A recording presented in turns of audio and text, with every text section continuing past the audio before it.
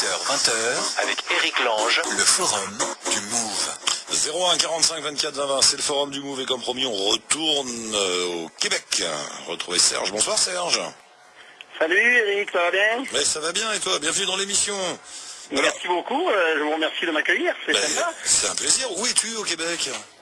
Alors, on est situé, nous, proche de Trois-Rivières, entre Montréal et Québec. On est près du lac Saint-Pierre, au bord du fleuve. Et alors, toi, là, au départ, t'es français, hein?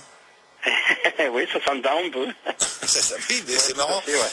Tiens, l'autre jour aussi, on était avec une auditrice française qui venait du Midi. Comme tu viens du Midi, non? Ouais, Carpentras, le Mont Ventoux. Ah voilà, et c'est là où je suis perturbé. L'autre jour, une auditrice aussi qui venait du Midi, et vous avez un accent, c'est un mélange, comment vous faites? C'est un mélange de l'accent du Midi et de l'accent québécois. Et ouais, c'est un peu, c'est l'habitude, quoi. C'est nouveau, ça vient de sortir. Dans la population, mais quand même, moi personnellement, pour ma part, je ne renie jamais mes origines, donc j'ai quand même toujours le verbe provençal qui ressort avec j'accommode les mots québécois avec mon accent. Ça doit être bien comme expérience. Ouais, c'est sympa. Ça fait longtemps que t'es là-bas? Le gîte, là, ça fait 4 ans qu'on a monté ça, ouais. Et avant, vous faisiez quoi? Avant, on était en France, on était sur la montagne Ardèche-Chauve. Et on avait une entreprise de randonnée en quad. On organisait des séjours en quad, tout ça sur le plateau. Et puis on a voulu tenter l'expérience canadienne. On l'avait déjà fait une fois, de 93 à 97, on était déjà venu chez nous, ici au Québec. Ouais. Et puis on a retenté le coup en créant notre petite affaire à Péronville, là où se connaît actuellement. Et qu'est-ce que tu trouves au Québec, qu'est-ce que tu aimes au Québec que tu ne trouvais pas ici? Qu'est-ce qu'on trouve au Québec? La France est un pays magnifique et on va quand même pas chercher dans la soupe non plus. Je suis pas parti parce que j'aime pas mon pays.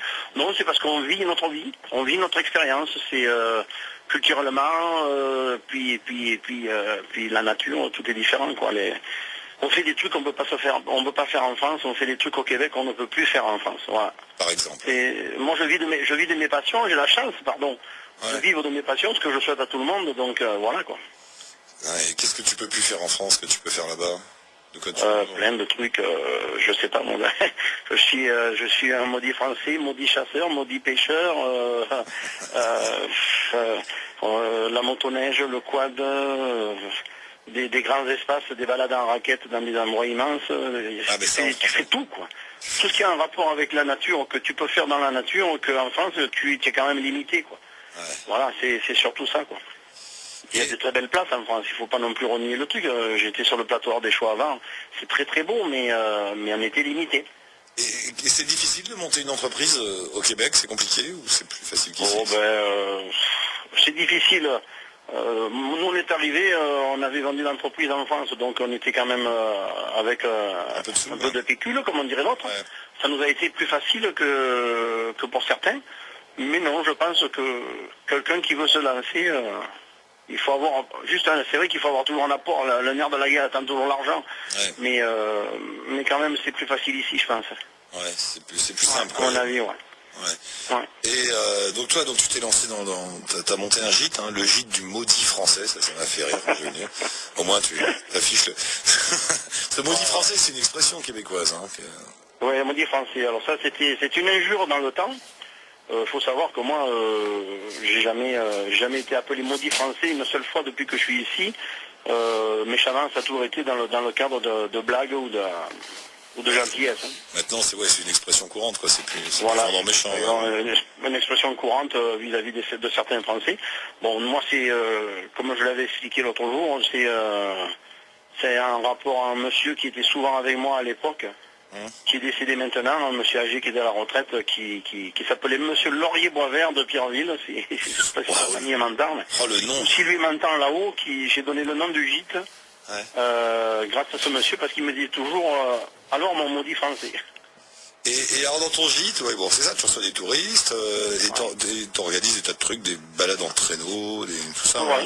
J'ai des forfaits, on a créé en fait un gîte tout seul, on ne peut pas vivre avec un gîte. Alors je me suis créé des forfaits, des séjours et on contacte, on essaie d'avoir le maximum d'Européens qui sont intéressés par faire des petits séjours chez nous, quoi. On a un super séjour de 8 jours là qui marche très fort. Pour ceux qui n'ont pas trop de temps de prendre de vacances, des fois c'est pas tout le monde qui peut prendre 15 jours. Et non. Et donc on a un séjour de 8 jours où c'est qu'en 8 jours on leur donne une immersion québécoise complète.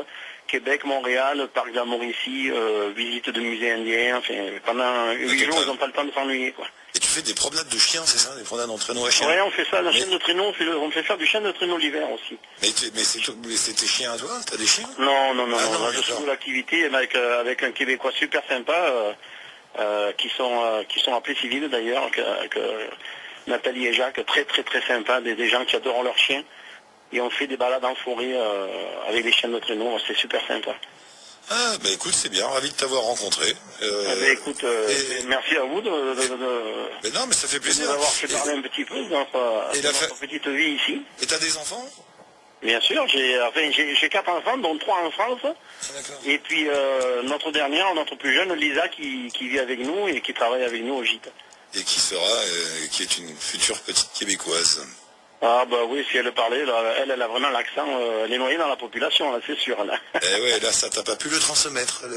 Les cigales, elles sont pas passées d'une génération à l'autre. Hein. Ça a pas sauté vraiment, mais si quand elle part en vacances, par exemple en France, au bout de 2-3 jours, on reprend son accent quand même. C'est inversement, c'est pareil pour les Québécois. Quand ils viennent en France, ils perdent facilement leur accent, mais quand ils reviennent, ils le reprennent bien aussi. Ouais, ça revient tout de suite. Hein. J'ai jamais compris comment ça fonctionnait, cette histoire d'accent. Ça revient, mais direct. C'est marrant. Les écoles de François, ça s'en va et ça revient. Hein. Serge, un dernier mot. Allez, le conseil de base que tu donnerais aux auditeurs qui nous écoutent là de France et qui se disent, tiens, je vais aller tenter ma chance au Québec. Que l'herbe est pas plus verte des fois ailleurs que chez soi. Ouais. De bien se renseigner avant quoi que ce soit. Voilà, et pour ça, ils ont qu'à contacter la délégation générale du Québec à Paris. C'est la première étape et c'est la meilleure à mon avis. Ouais, parce que tu sais que c'est quelque chose dont on parle beaucoup en France. Hein. Il y a beaucoup de gens qui disent bon bah je vais aller tenter ma chance au Québec en se disant que ça devrait être assez facile. Et j'ai peur qu'il y ait des gens qui se trompent un peu, qui croient que c'est un peu trop facile justement. Ah oui, il faut surtout pas oublier que ici, au Québec on n'est pas à 35 heures par semaine, hein, on est loin de là. Et puis pour plein de trucs. Au Québec, tu vis très très bien, à condition que tu bosses, que tu travailles. Par contre, si tu travailles pas, socialement parlant, tu seras quand même beaucoup moins aidé qu'en France. Alors donc, réfléchir toujours avant de faire le grand saut.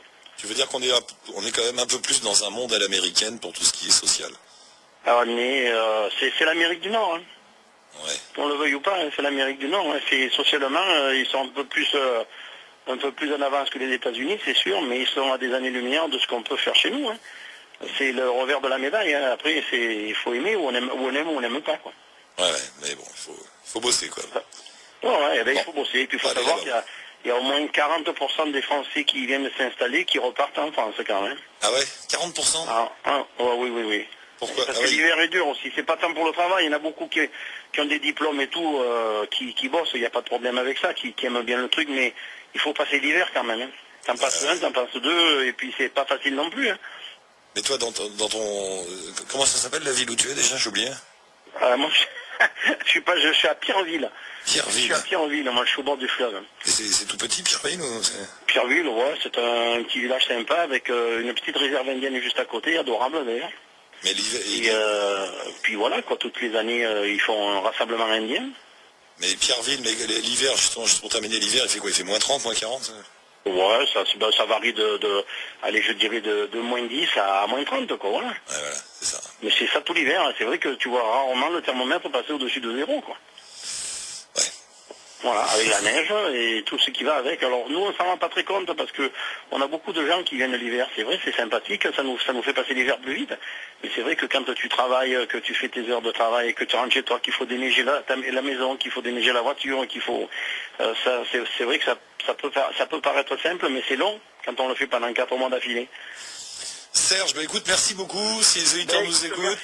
Merci à toi, merci au Move, et puis à un de ces jours peut-être. À bientôt, ouais, à bientôt. Et donc si des auditeurs sont intéressés, veulent entrer en contact avec toi, il y a un site, hein, le gîte du maudit français. Et on va mettre le lien sur le site de l'émission. Merci beaucoup, Serge. C'est super gentil, merci bien à toi. Merci, à bientôt.